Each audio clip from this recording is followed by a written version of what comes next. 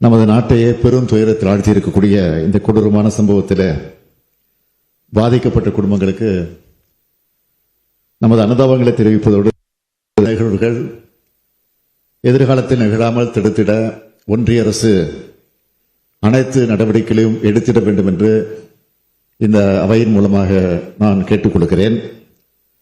அத்தகைய அனைத்து நடவடிக்கைகளும் எடுக்கிற நேரத்தில் தமிழ்நாடும் தமிழ்நாட்டு மக்களும் என்றைக்கும் துணை நிற்பார்கள் என்ற உறுதியை உங்கள் அனைவரின் சார்பில் தெரிவித்துக் கொள்கிறேன்.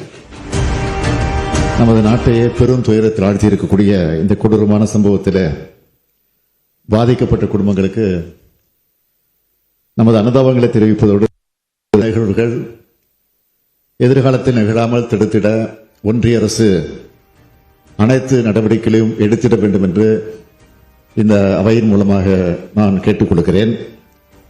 அத்தகைய அனைத்து நடவடிக்கைகளும் எடுக்கிற நேரத்தில் தமிழ்நாடும் தமிழ்நாட்டு மக்களும் என்றைக்கும் துணை நிற்பார்கள் என்ற உறுதியை உங்கள் அனைவரின் சார்பில் தெரிவித்துக் கொள்கிறேன்.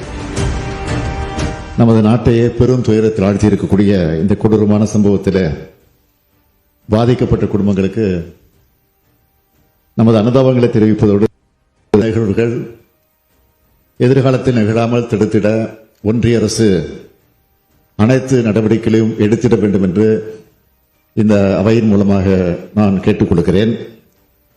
அத்தகைய அனைத்து நடவடிக்கைகளும் எடுக்கிற நேரத்தில் தமிழ்நாடும் தமிழ்நாட்டு மக்களும் என்றைக்கும் துணை நிற்பார்கள் என்ற உறுதியை உங்கள் அனைவரின் சார்பில் தெரிவித்துக் கொள்கிறேன்.